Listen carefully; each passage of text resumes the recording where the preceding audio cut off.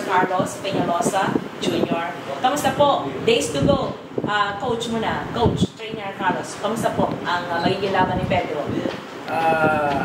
Mabuti ang ensayo namin ngayon, preparasyon namin ngayon para sa May 24.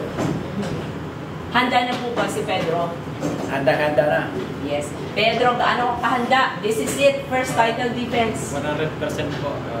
Kasi bubutayin ko naman yung pag-ensayo ko araw-araw para mabalik yung magandang condition ko pagdating sa laban. Yeah. May nabago po ba, Coach, sa inyong preparasyon? Kakaiba po bang Shigioka ang ating matutunghayan sa title defense na to?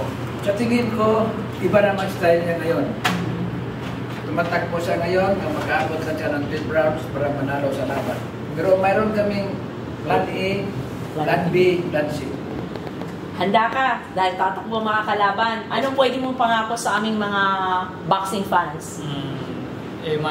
Gusto ko yung may balik itong build sa ating dito sa Pilipinas at matagumpayan ko itong laban na ito.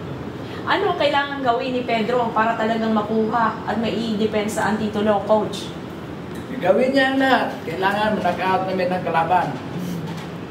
Paano yun? Sa Japan gaganapin? Baka mamaya mga hometown decision tayo. Naglalaro ba yun sa isip mo, Pedro?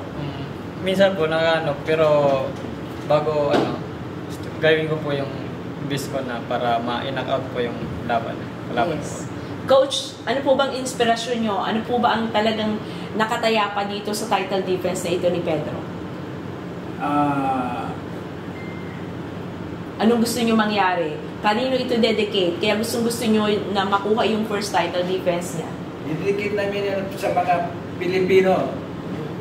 Sa buong mundo. Yes. Para manalo kami ni Pedro. Kailangan namin ang knockout. Yes. Pedro, kanino dedicated ang bawat laban niya? Ito po, napaka-importante po sa akin na ma-edipit sa itong title ko po. Kasi gusto ko rin po makalaban yung unification belt po na tulad ni Pascual Collazo po.